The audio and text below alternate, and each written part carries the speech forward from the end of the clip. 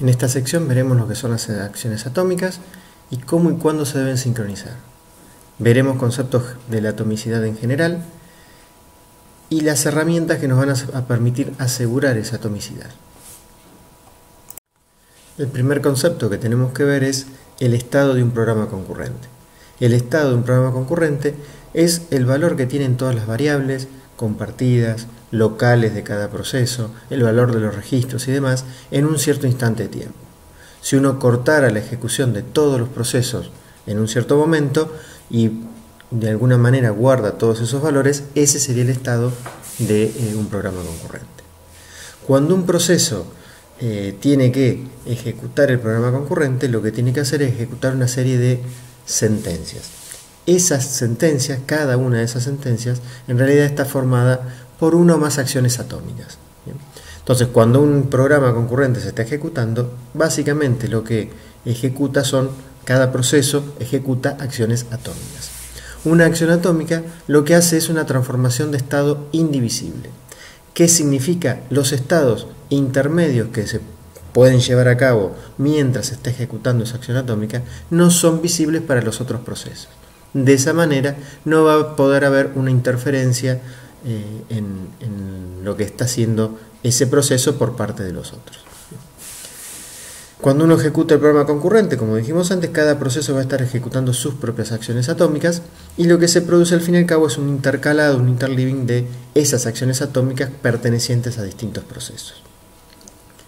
Cuando uno realiza una ejecución de ese programa, la secuencia de estados por los que se va pasando o la secuencia de acciones o sentencias atómicas que se van ejecutando forman una historia. Entonces, esa historia, que hay en cada ejecución hay muchas posibles historias, no todas esas secuencias de acciones atómicas pueden ser válidas. Vamos a ver algún ejemplo más adelante donde hay secuencias que serían válidas y secuencias que no. De esa manera uno tiene que evitar esas secuencias que no son buenas. Justamente la interacción entre los procesos lo que nos va a permitir es definir o determinar cuáles acciones o cuáles historias vamos a permitir y cuáles no, dependiendo de cuál sea la correctitud del programa que tenemos que hacer. Acá justamente lo que vemos es un ejemplo de un programa concurrente con historias que son válidas y otras que no lo son. ¿Bien? Tenemos dos procesos, el proceso 1 que lee información de teclado a través en una variable local y luego pone el valor de esa variable local en una variable compartida buffer. ¿Qué es lo que hace el proceso 2? Toma ese dato de la variable compartida buffer, lo pone en una variable local y luego lo imprime. Como vemos, la idea de este programa es que uno lee información desde el proceso 1 del teclado y lo que tiene que hacer es imprimir el proceso 2 esa información en el mismo orden en que fue leída en el proceso 1, sin olvidarse de ningún dato en el medio y sin volver a escribir el mismo dato más de una vez sin que haya sido leído una nueva información. Como vemos acá, de acuerdo a cómo está el código que se presenta, hay distintas historias que pueden ser válidas y hay distintas historias que no lo son. ¿Bien?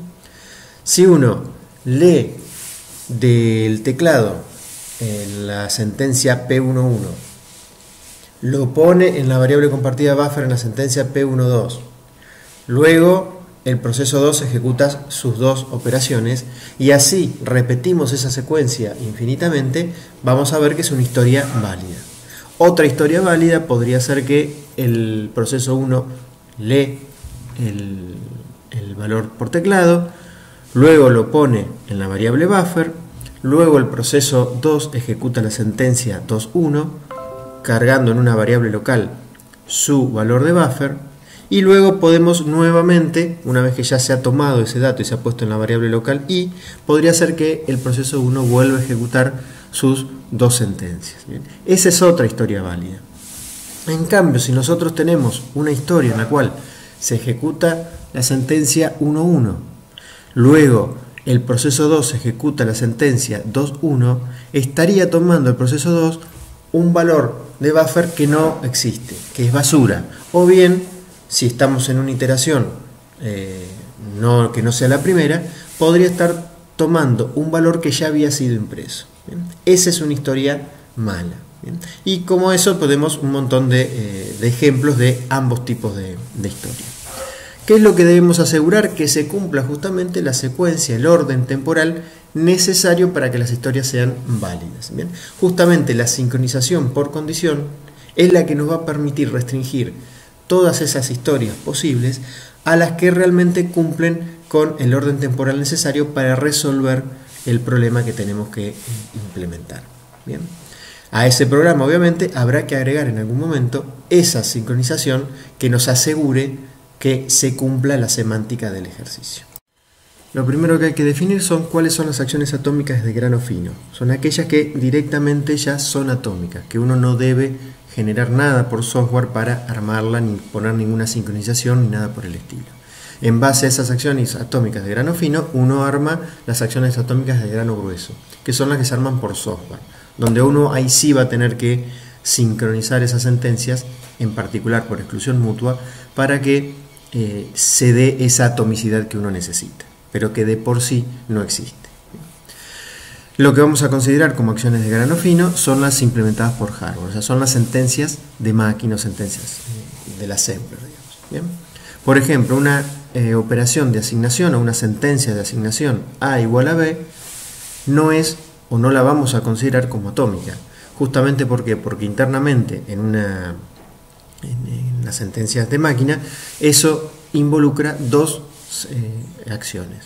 Cargar el dato que está en la posición de memoria B o en la variable B en un registro del procesador, y otra sentencia donde lo que hace es guardar o descargar el valor de ese registro del procesador en la dirección de memoria dado por la variable A. Entonces, esa asignación A igual a B involucra dos acciones atómicas. Si uno ejecuta esa sentencia, podría ser que entre la sentencia 1 y la 2 alguien modifique algún valor, o bien sea de la variable B o bien sea de la variable A, y eso pueda traer algún inconveniente. Si vemos el segundo ejemplo, en el que tenemos x igual a x más x, ahí es un poco más complejo todavía, porque esa sentencia se divide en tres acciones atómicas de grano fino. Por un lado, cargar el valor de la primer variable x en un registro del procesador. A ese valor, en la segunda sentencia, a ese valor sumarle lo que sería el valor de la segunda x en la expresión, y luego al resultado de esa suma, al valor que nos quedó en el registro acumulador, pasarlo, almacenarlo, guardarlo en lo que sería la posición de memoria de x. Bien. Entonces, como vemos acá tenemos tres opciones. Acá se nota más que puede haber un error, porque justamente si uno lo que quiere hacer que x sea igual a x más x, siempre nos debería dar, si x fuese entero, el resultado final, por ejemplo, debería ser par. ¿Por qué? Porque debería ser el valor de 2 por x original. ¿Qué ocurre en este caso? Uno podría ejecutar la sentencia 1, donde carga el valor de x, la primera x en un registro acumulador. Antes de poder ejecutar la sentencia 2, otro proceso puede modificar el valor actual de x. Entonces, cuando uno ejecuta la segunda sentencia, al primer valor original que teníamos de x, le vamos a estar sumando un valor diferente, el valor de la x actualizada. Entonces, de esa manera, nos quedaría como resultado final algo que en realidad no es igual a 2 por x, ¿bien? Que sería lo equivalente a x más x. Acá lo que vemos es un ejemplo de un programa concurrente que tiene tres procesos, ¿bien? Dos que únicamente modifican el valor de unas variables compartidas y otro que hace la suma de esas variables compartidas. ¿Bien? Como vemos acá en la filmina, vamos a ver que el primer proceso, que es la suma de x igual a y más z, se divide, como vimos antes, en tres acciones atómicas de grano fino. Cargar el valor del primer operando en un registro acumulador, sumarle a ese registro acumulador el valor del otro operando de la variable z, y luego guardar ese valor resultante en lo que sería la variable x. En cambio, los otros dos procesos, el 2 y el 3, que lo único que hacen es asignarle a una variable compartida un valor estático, no el valor de otra variable, sino directamente un número, esas sí son acciones atómicas de grano fino. ¿Bien? Si nosotros repasamos o vemos cómo se podrían llegar a ejecutar o tratamos de analizar distintas historias de este programa concurrente, vamos a ver que siempre y y z van a terminar con los valores 3 y 4 respectivamente, mientras que el valor de x puede variar. ¿Por qué? Porque existe un no determinismo que hace que la forma o el orden en que se van a ir ejecutando esas acciones atómicas de grano fino que forman los procesos de este programa puede variar. Entonces, por ejemplo, nos podría dar 6 como resultado si primero ejecutamos el proceso 1 completo, o sea, las sentencias de grano fino 1.1, 1.2 y 1.3, y luego ejecutamos los otros dos procesos. ¿Bien? No importa en ese caso si primero el 2 y luego el 3, o primero el proceso 3 y luego el proceso 2. En ese caso ya la suma se había terminado, por lo tanto no tiene ninguna injerencia en el. Otro valor posible que nos puede dar como resultado final la x es 5. ¿En qué caso?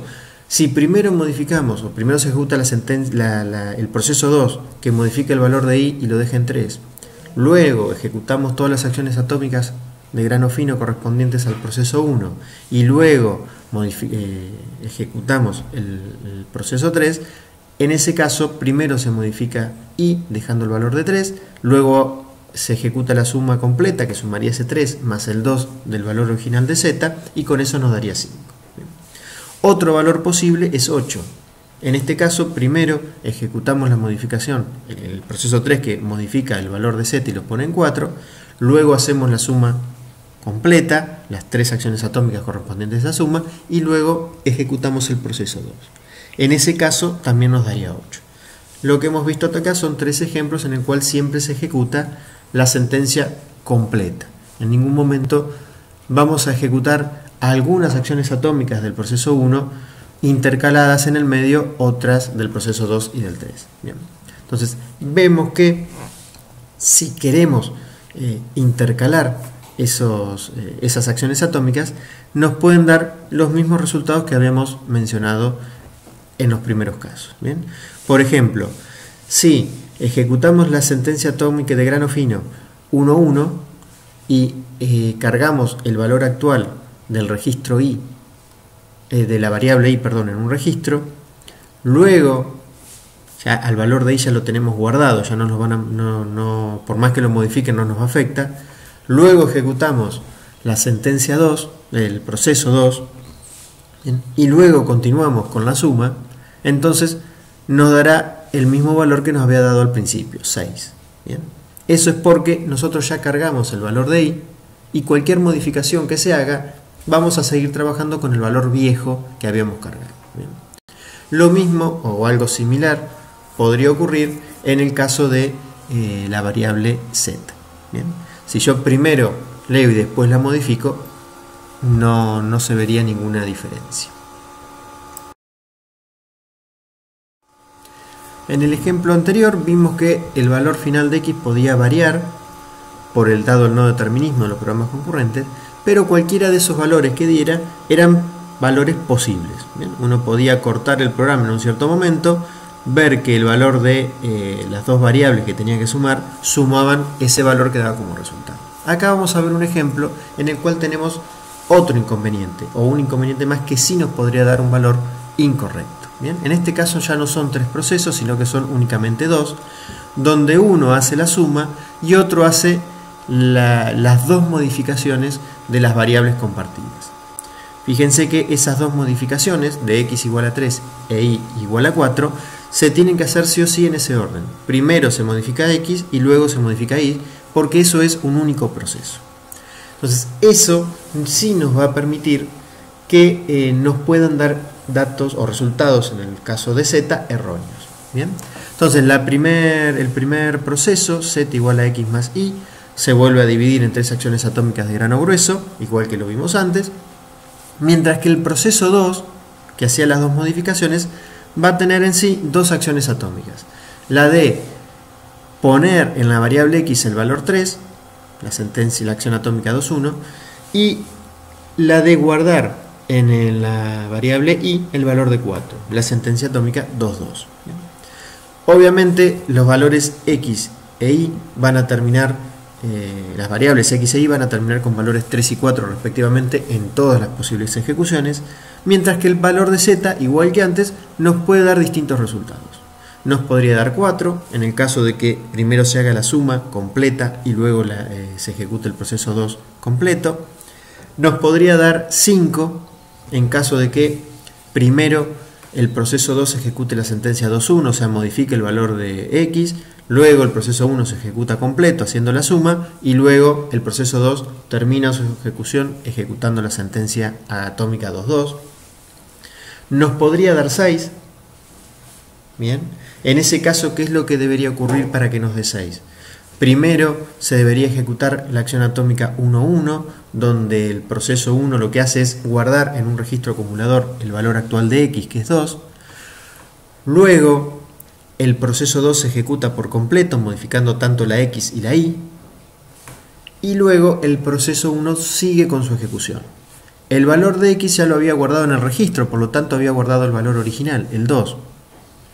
Lo que hace ahora es tomar a ese acumulador, al 2 que tenía en ese acumulador, sumarle el valor actual de y, que ya fue modificado, o sea, ya tiene el valor 4. Entonces ahí la suma me da 6 y luego la guardo. Bien. Otro posible valor con el que podemos terminar, puede terminar la variable x, es con 7. En ese caso, ¿cuál sería la forma? Bueno, primero se ejecuta todo el proceso 2 y luego todo el proceso 1. Bien. Cualquiera de esos posibles valores puede llegar a terminar el valor z, la variable z, ¿bien? Con cualquiera de esos 4 valores. Ahora, hay una diferencia entre el 4, 5 y 7 con respecto al 6, ¿bien? ¿Cuál es la diferencia? Si yo no existe un instante de tiempo, no existe ningún momento en la ejecución de este programa en que yo pueda cortar la ejecución del programa y ver que la variable, el valor de ese momento de la variable x y el valor de ese momento de la variable y sume 6. Bien. No existe esa situación. No hay forma de cortar el programa para que la variable x más la variable y en ese instante de tiempo sume 6. Sin embargo, es un posible resultado de la variable z. ¿Por qué? Porque justamente estamos ejecutando las sentencias en acciones atómicas de grano fino, donde primero cargamos el valor y ese valor que cargamos en un registro puede terminar siendo un valor viejo para terminar la ejecución. Esos son los casos erróneos que tenemos que justamente evitar cuando trabajemos o cuando usemos la sincronización. Bien. Los otros valores son posibles valores que en cualquier momento uno podría, o existen momentos, mejor dicho, que uno podría cortar la ejecución y la suma de x más y nos da ese valor, 4, 5 o 7. Pero el 6 no. Y ahí tenemos justamente un inconveniente importante. Este es un tercer ejemplo que es para darse cuenta que lo que uno supone que va a ocurrir con los programas concurrentes puede ser muy distinto a lo que realmente termine siendo. ¿Bien? Tenemos dos procesos, los dos procesos son iguales, lo que hacen es un conjunto de iteración, en este caso n iteraciones, donde en cada iteración lo que haces es incrementar en 1 el valor de una variable compartida. ¿Bien? Ambos procesos hacen lo mismo. Obviamente, si uno pensara, analizando cómo está implementado el programa, analiza qué es lo que debería hacer, obviamente el valor final de x debería ser 2n, 2 por n. ¿Bien? Porque cada uno de los procesos debería haber incrementado n veces ese valor, el valor de esa variable. ¿Bien? Obviamente va a poder existir la opción de que el valor final de x sea esa, justamente si por ejemplo vamos intercalando, ejecuta el proceso 1 toda una iteración, luego el proceso 2 toda una iteración y así hasta que se ejecutan todas las iteraciones necesarias, o bien se ejecuta todo el proceso 1 completo y luego todo el proceso 2. Hasta ese momento no va a haber ningún inconveniente. Bien. Nos podría dar n en vez de 2 por n. Bien. Y ahí en el cuadro de la derecha inferior podemos ver cómo podría ser una ejecución para que nos dé n en vez de 2 por n. Bien. En ese caso, el proceso 1 lo que hace es cargar el valor actual de x, de inicial, que sería 0. luego lo carga el proceso 2, el proceso 1 termina su operación de esa iteración en particular, luego lo hace el 2. Como el 2 está trabajando con un valor viejo porque el 1 ya lo había modificado, vuelve a sobreescribir en todo caso el mismo valor que había dejado el proceso 1.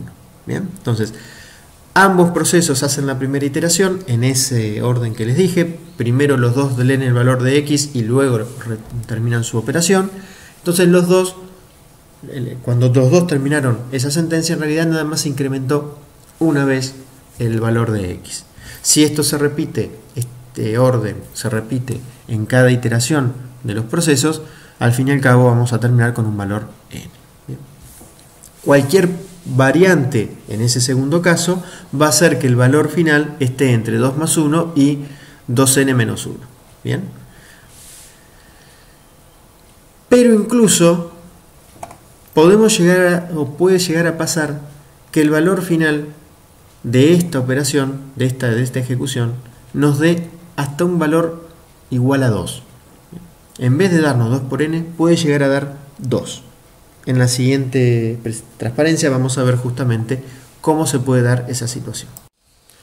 Justamente acá lo que vemos es cómo ese programa concurrente puede terminar dando 2 como resultado final para la variable x. Bien. En este caso vamos a ver cómo serían los pasos o cómo debería ejecutarse el programa para que esto ocurra. Bien. El proceso 1 carga el valor actual de x, que es 0, en su registro. No alcanza a operar sobre él, que el proceso 2 ejecuta las n-1 iteración primeras. Bien, al proceso 2 en ese caso le va a quedar una sola iteración para hacer. En ese momento, cuando se termine este paso 2, vamos a ver que el valor actual en ese momento de x es n-1 justamente. Bien. Luego, al proceso 2 únicamente le va a quedar una iteración completa. Entonces en el paso 3 lo que hace el proceso 1 es intentar continuar con su primera iteración. O sea, incrementa el valor que él tenía como valor de x en 1, que ya lo había guardado en un registro, que había guardado justamente el valor 0, lo incrementa en 1, entonces lo que le va a quedar es un valor 1. Y luego lo guarda para terminar su primera iteración. El valor de x, en este caso de la variable compartida x, pasó de n-1 a 1. ¿Qué es lo que hace ahora? ¿Qué hacemos ahora? Al proceso 1 le quedan las n-1 últimas iteraciones, mientras que al proceso 2 únicamente le queda la última iteración.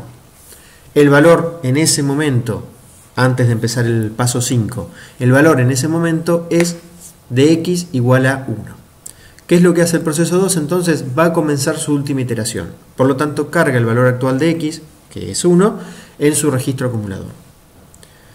No continúa su ejecución, sino que el proceso 1 termina de ejecutar todas sus iteraciones. ¿Qué es lo que hace después de eso cuando el proceso 1 ha dejado el valor de x con valor n? El proceso 2 incrementa su copia de x que valía 1 y la guarda. Entonces el resultado final de x va a ser 2. ¿Para qué sirve este ejemplo? Para darse cuenta que uno no puede confiar en la intuición para analizar el programa concurrente. Uno no puede analizar el código y suponer que se va a ejecutar de tal manera porque es obvio que debería ejecutarse así por la forma en que se ha escrito. ¿Bien? Podemos tener estas interferencias que hemos analizado en este caso, que nos pueden llevar a obtener un resultado totalmente diferente al que queremos lograr. Otro de los conceptos que tenemos que tener en cuenta es que los tiempos absolutos no son importantes. ¿Qué quiero decir con esto? No podemos utilizar el tiempo de ejecución de las sentencias o la cantidad de sentencias que hay que ejecutar como un medio para evitar poner o utilizar algunas sentencias de sincronización. Por ejemplo, supónganse que el proceso 1 tiene que ejecutar la sentencia A antes que el proceso 2 ejecute la sentencia B.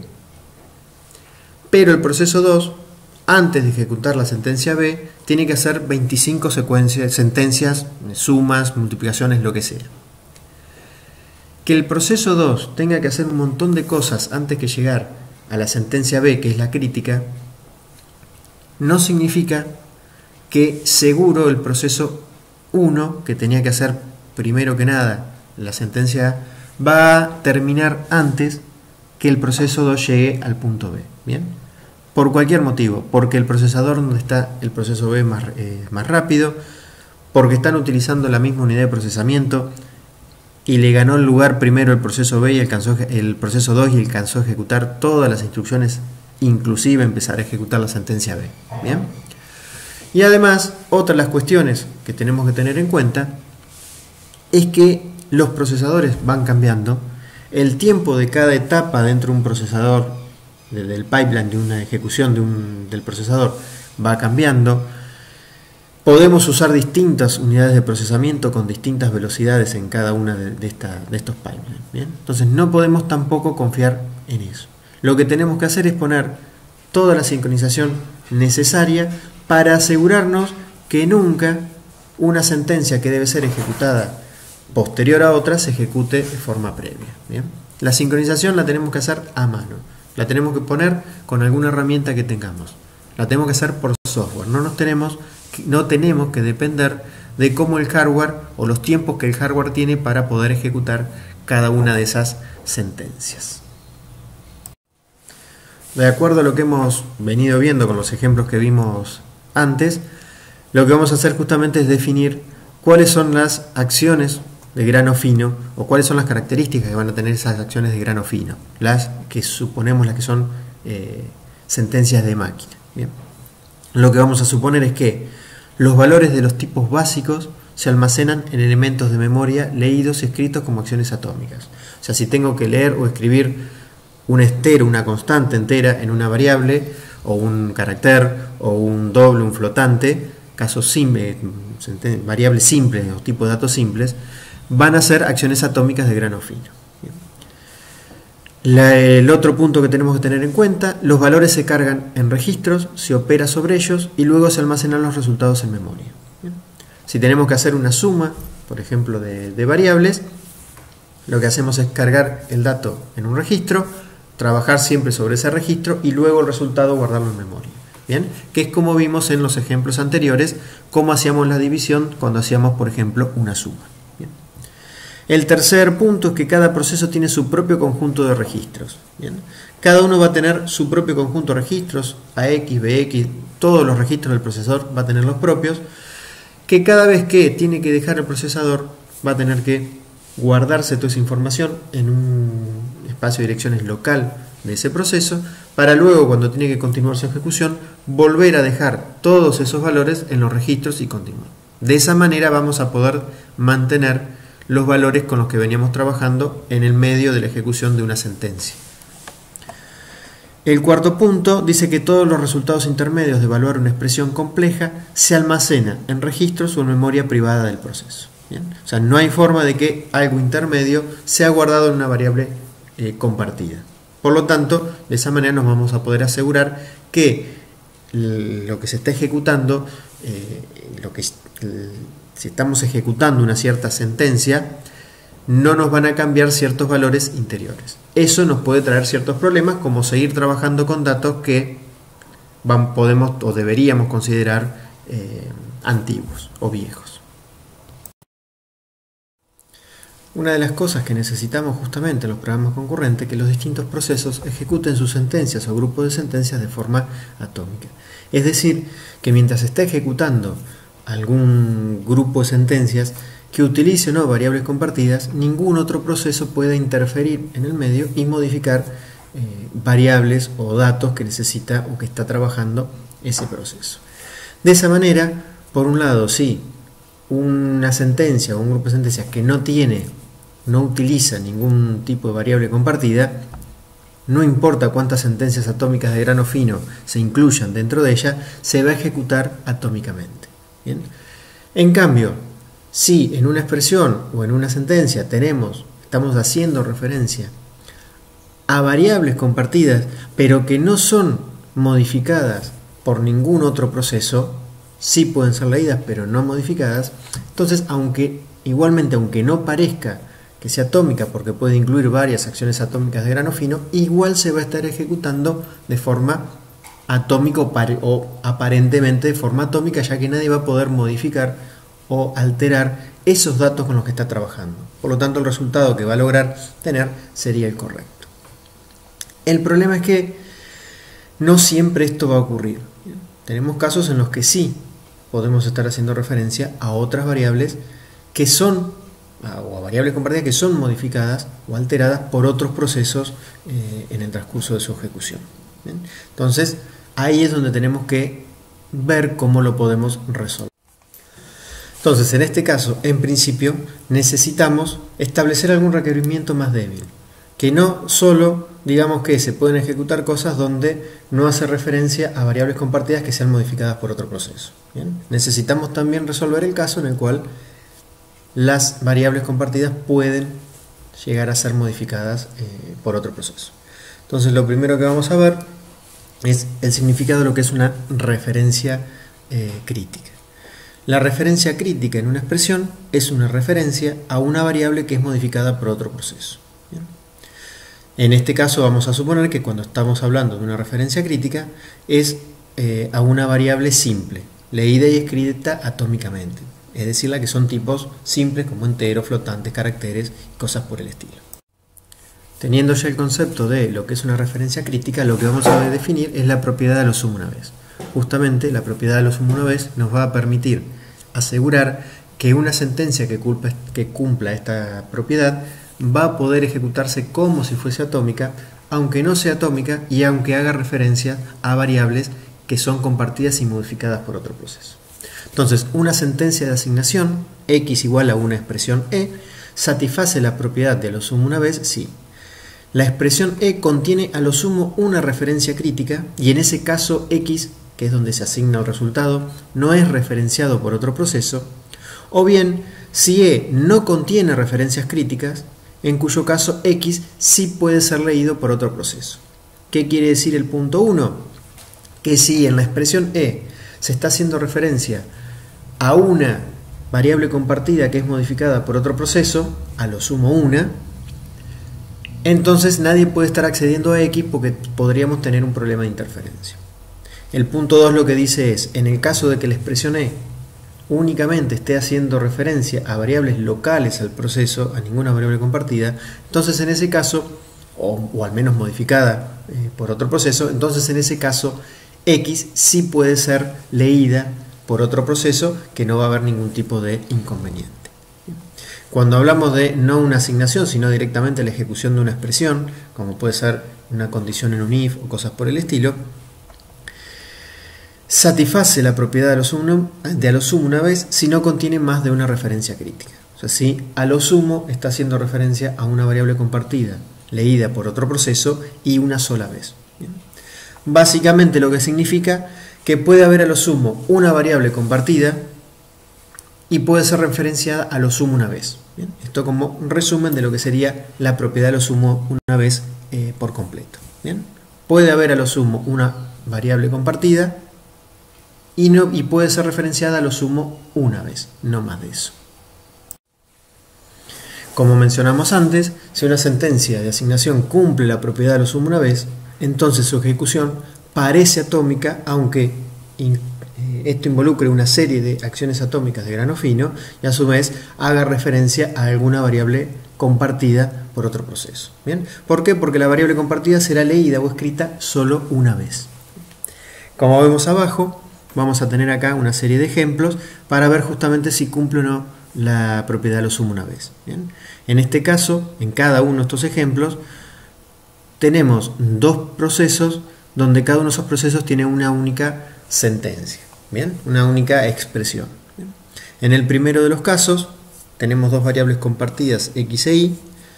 Uno de los procesos lo que hace es incrementar la variable x, otro proceso lo que hace es incrementar la variable y. ¿Bien? En este caso, a pesar de que ambas variables son compartidas, se las está trabajando como si fuesen locales, ¿bien? Porque un único proceso se referencia a x, un único proceso se referencia a y. Entonces, en este caso, no hay referencias críticas en ninguno de los dos procesos, por lo tanto, ambas sentencias cumplen la propiedad de lo sumo una vez. ¿Bien? Sí o sí, en este caso, el resultado final que nos va a dar en cualquier historia, cualquier forma, cualquier orden en que se ejecuten estas sentencias, siempre el resultado va a ser 1 para X e 1 para Y. En el segundo ejemplo, lo que tenemos también son dos procesos, donde uno de los procesos incrementa el valor de la variable compartida Y, y el otro lo que hace es calcular el valor de X en base al incremento en 1 del valor de Y. ¿Bien? Fíjense que en este caso, dependiendo de en qué orden se van a ejecutar las acciones atómicas que se involucra cada una de estas dos sentencias, va a ser diferente el valor con el que termine X. ¿Bien? Podría ser 1 o 2, dependiendo de en qué momento se lee el valor de X en el primero de los procesos. Si antes o después que el segundo proceso modifique el valor de Y, justamente. Bien. Como vemos aquí, el primer proceso, el que hace X igual a Y más 1, en la expresión, en la suma Y más 1, está haciendo, o tiene, mejor dicho, una referencia crítica, ya que está haciendo referencia a una variable Y que es modificada por el otro proceso. Pero, como el valor de X, que es donde se asigna el resultado, no está siendo referenciado en ningún lado, entonces igual cumple la propiedad de la suma una vez. ¿Bien? En el caso del segundo proceso, que sería Y igual a Y más 1, como no está haciendo referencia la expresión Y más 1 a ninguna variable modificada por otro proceso, entonces donde él asigna el resultado, que es Y, puede ser referenciado por otro proceso. Entonces ambas sentencias cumplen la propiedad de la suma una vez. En el tercer ejemplo, donde lo que hacemos es dos procesos donde cada uno incrementa el valor de la variable modificada por el otro proceso. En el proceso 1, el valor de X queda como el incremento en 1 de la variable Y, mientras que en el proceso 2, la variable Y queda con el valor de X incrementado en 1. Bien, es como un incremento cruzado que se está haciendo. Fíjense que en el primer proceso, entonces, X igual a Y más 1, está haciendo, la expresión Y más 1, está haciendo referencia a una variable modificada por otro proceso. Hasta ahí no habría problema. Pero en ese caso, si tiene una referencia crítica, esa expresión, entonces la condición para que cumpla la propiedad de la suma una vez es que la variable donde se asigna el valor, en este caso la X, no puede ser referenciado por otro. En este caso sí es referenciado por el otro proceso. Por lo tanto, como estaría haciendo referencia a dos variables compartidas que pueden ser leídas y escritas ambas, entonces ya no cumple la propiedad de la suma una vez. Vemos qué pasa en el otro proceso, en el 2, donde dice Y igual a X más 1. En este caso pasa lo mismo. La expresión X más 1 hace referencia a la variable X modificada por el otro proceso, por lo tanto la expresión ya tiene una referencia crítica, y a su vez la variable donde se asignan los resultados, que sí, es leída por otro proceso. Por lo tanto, serían también dos variables que están siendo tenido en juego, que se están teniendo en juego, que pueden ser leídas y modificadas por distintos procesos. Por lo tanto, en ese caso, ninguna de las dos sentencias o procesos, en este caso, cumplirían la propiedad de lo sumo una vez. Justamente, esto el que no cumpla la propiedad de lo sumo una vez y no haya ningún tipo de sincronización que hayamos establecido, hace que pueda haber errores. Por ejemplo, nunca debería ocurrir que el resultado final sea X igual a 1 e Y igual a 1. ¿Por qué? Porque en ningún momento de la ejecución de este programa concurrente podríamos conseguir cortar la ejecución y que ambas variables tengan el valor 1.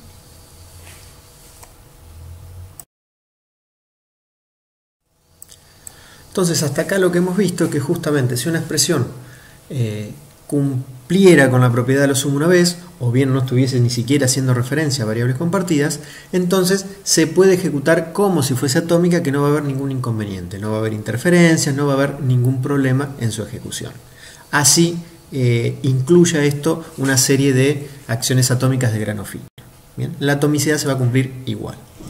El problema lo tenemos cuando esas sentencias no cumplen con la propiedad de lo sumo una vez. Bien, entonces necesitamos alguna herramienta, algo que me permita decidir que tengo que ejecutar un conjunto, una o más, podría ser un conjunto, podría ser una única sentencia, que necesito sí o sí ejecutarla de forma atómica, como si fuese una acción atómica, aunque no cumpla la propiedad de los humanos una vez, aunque haga referencia a muchas variables compartidas que son modificadas por otros procesos, o aunque incluya un montón de sentencias que tienen algún tipo de relación entre ellas y nadie debería poder interferir en el medio hasta que todas ellas se terminen de ejecutar. ¿Bien? Eso es justamente lo que se llama hacer sincronización por exclusión mutua. ¿Bien?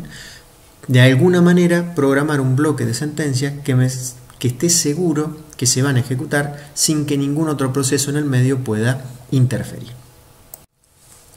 Lo que necesitamos justamente es un mecanismo de sincronización para construir lo que llaman acciones atómicas de grano grueso. ¿Bien? Una sentencia o un conjunto de sentencias que involucra en realidad muchas acciones atómicas de grano fino, o estas que decíamos antes que nos daban la sentencia de máquina, que se tienen que ejecutar como si fuese una única acción atómica, sin que nadie en el medio pueda ver o alterar las variables, por ejemplo, compartidas con las que estamos trabajando. ¿Bien? Para esto tenemos las sentencias await.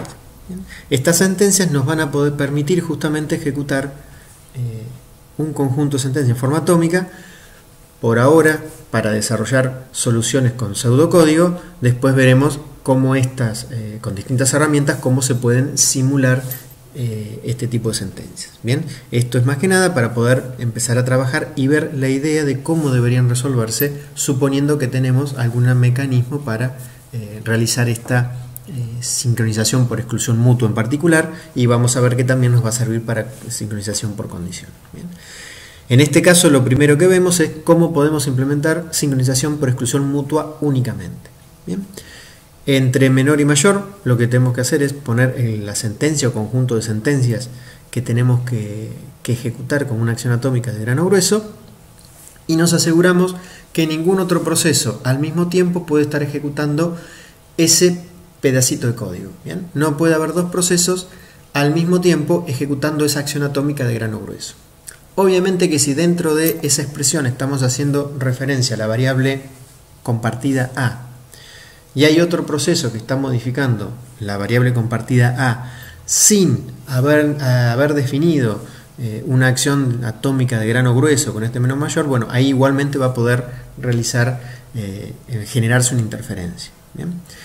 La expresión utilizada para sincronización por exclusión mutua con el menor mayor, la única manera de asegurar que no se pueda generar la interferencia es que ambos procesos, cuando tengan que hacer referencia a esa variable compartida, lo hagan dentro de una de estas sentencias await.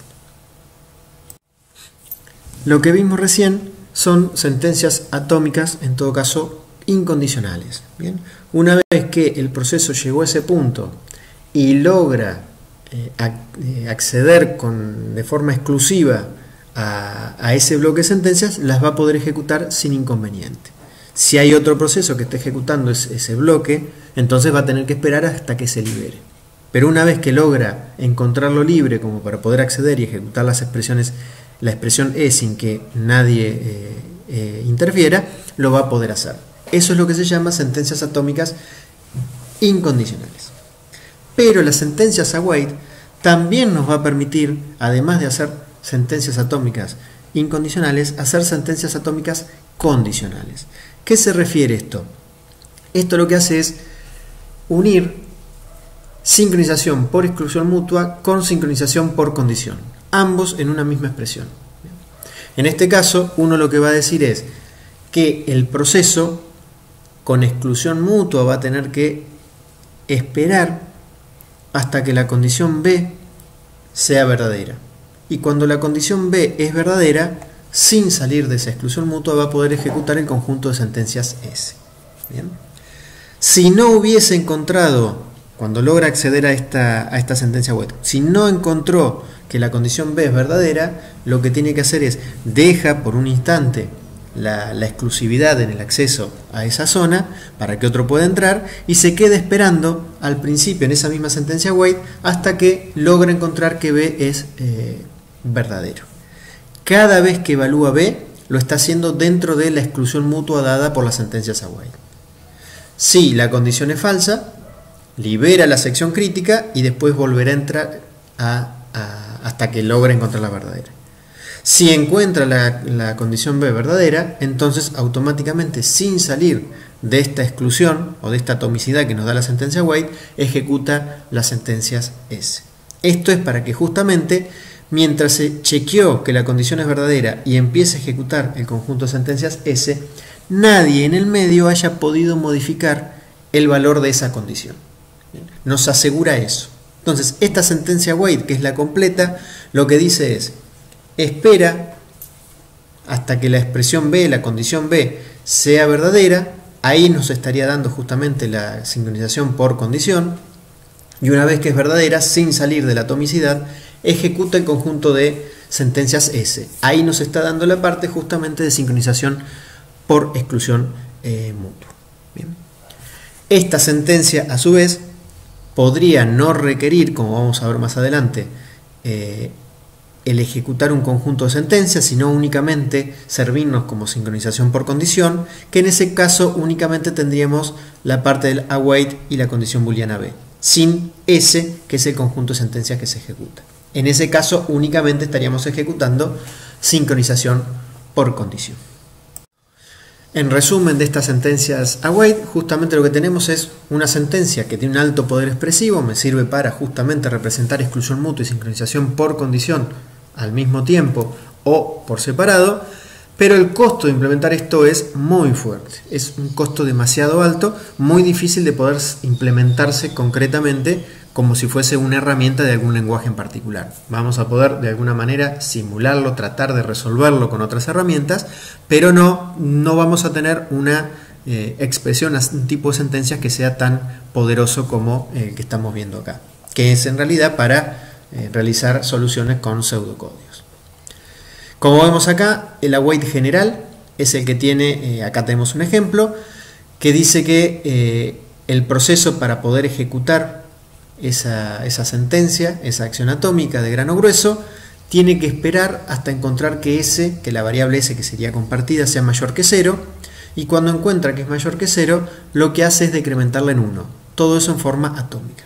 Como dije antes, si encuentra que S es igual a 0, sale de esta, libera, digamos, la sección esta que se está ejecutando en forma atómica y se queda esperando hasta poder volver a entrar. ¿Para qué la libera? Para que otro proceso justamente pueda acceder a usar S y, por ejemplo, modifique su valor, logrando incrementarla en 1. Entonces, cuando vuelve a entrar porque está nuevamente libre el uso de S y vuelve a chequear la condición, si en ese caso sí le encuentra mayor que 0, atómicamente, sin que nadie en el medio pueda acceder a este grupo de sentencias, lo que va a hacer es decrementar en 1 esa variable. En el segundo cuadro lo que vemos es un ejemplo cuando la sentencia await se utiliza justamente únicamente para exclusión mutua. En este caso vamos a suponer de que hay algún tipo de relación entre la variable x y la y entonces lo que decimos es que atómicamente se tiene que incrementar el valor de x en 1 y el valor de y en 1. ¿Bien? No puede pasar que un proceso entre el incremento de uno y el del otro de alguna manera modifique el valor de una de esas variables. Entonces, en este caso, mientras estos dos se están ejecutando estas dos sentencias de incremento dentro de la sentencia await, en ese caso ningún otro proceso va a poder estar accediendo ni a leer, o no debería al menos, acceder a leer o modificar el valor de x y de y. En el tercer caso, lo que vemos es cuando el await se utiliza únicamente para realizar sincronización por condición. Bien. Fíjense que el ejemplo acá es await count mayor que 0, ¿bien? Que significa que el proceso va a tener que esperar hasta que la variable compartida count sea mayor que 0. Si no es mayor que 0, va a seguir esperando al principio de esta sentencia await hasta que realmente logra encontrar que count es mayor que 0 y en ese caso automáticamente deja esta sentencia await, termina de ejecutarse, libera para que otro pueda acceder a esta variable count y continúa su ejecución. Bien, fíjense que no hay que ejecutar ningún conjunto de sentencias extras, únicamente esperar hasta que una condición booleana es verdadera. Bien. En particular, en este caso, Si esa condición booleana, en este caso count mayor que 0, cumple con la propiedad de a lo sumo una vez, o sea, a lo sumo hace referencia a una variable compartida modificada por otro proceso y a lo sumo una vez, ¿bien? Entonces esta sentencia wait que está escrita ahí únicamente para sincronización por condición se puede implementar utilizando una técnica llamada busy waiting o spin loop, ¿bien? ¿En qué se basa este busy waiting? En esperar en una estructura de control iterativa, while o como lo llamamos también en este caso do, que lo que hace es esperar hasta que esa condición sea verdadera.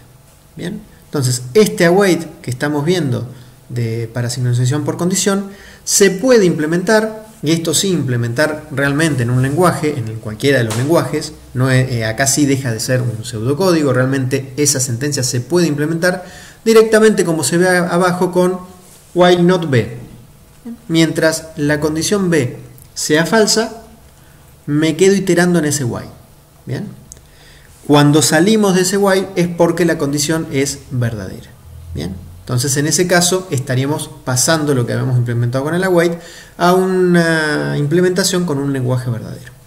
En base a esto que vemos acá, en base a esta técnica de busy waiting y a esta conversión que hacemos de una sincronización por condición únicamente con la sentencia wait a implementarla a través de un while, bueno, esto es lo que nos va a permitir justamente empezar a trabajar con el uso de variables compartidas con un código verdadero, con una implementación verdadera, no con un pseudocódigo dado por las sentencias await. Como mencionamos antes, entonces, estas sentencias await nos van a permitir generar dos tipos de acciones atómicas o sentencias: incondicionales y condicionales.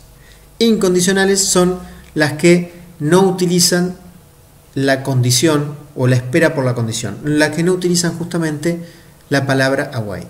Bien, cualquier sentencia que nosotros pongamos en un programa que únicamente utilice la sentencia await para exclusión mutua, o que no utilice directamente sentencia await, que no ponga nada, son acciones atómicas incondicionales.